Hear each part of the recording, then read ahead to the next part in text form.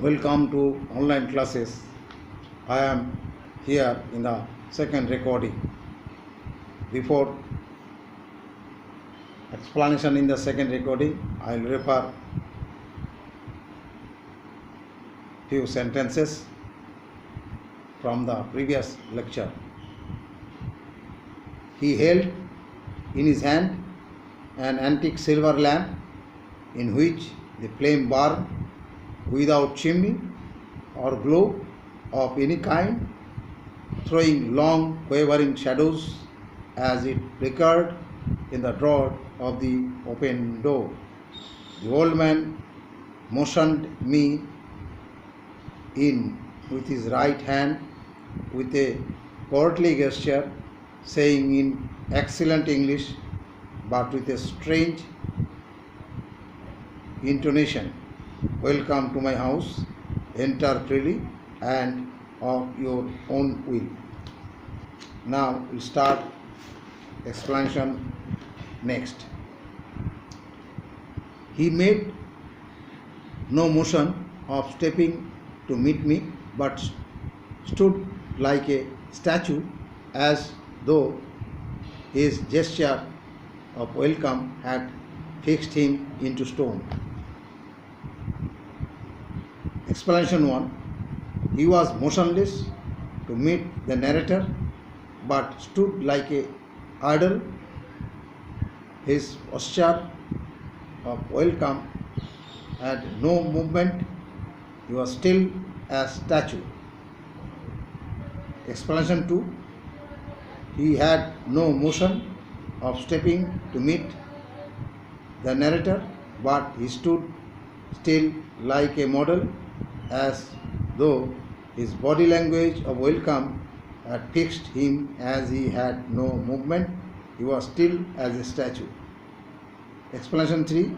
He had no movement, and stepping to meet the narrator, he stood like an image, as though his intonation, welcome, had fixed, and he had no movement, as he was still like a statue.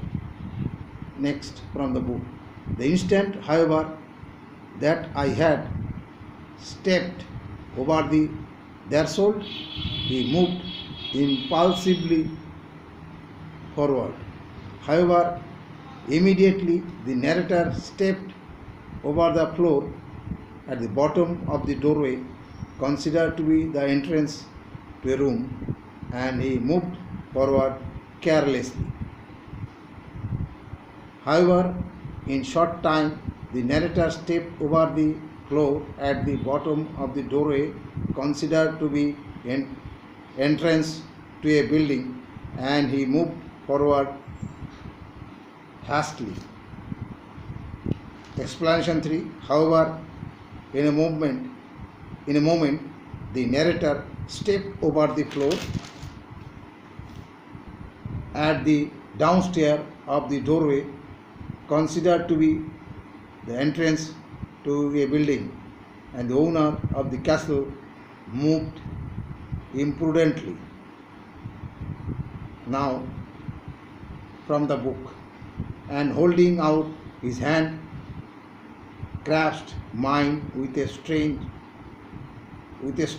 which made me wince, an effect which was not lessened by the fact that it was seemed as cold as ice, more like the hand of a dead than a living man.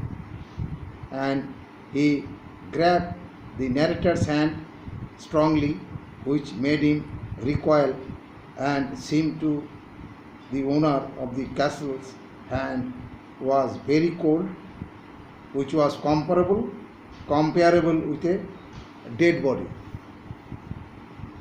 Explanation 2. And he was holding out his hand and gripped the narrator's hand with firmly, which made him shrink, as the castle's owner hand was so cold that it can be considered like a hand of dead man. Explanation 3. And he was holding out his hand and clutched firmly the narrator's hand, which made the narrator draw back his hand, as the castle owner's hand was very cold, as like as ice, and it might be compared with the hand of a dead man. It is the end of this lecture.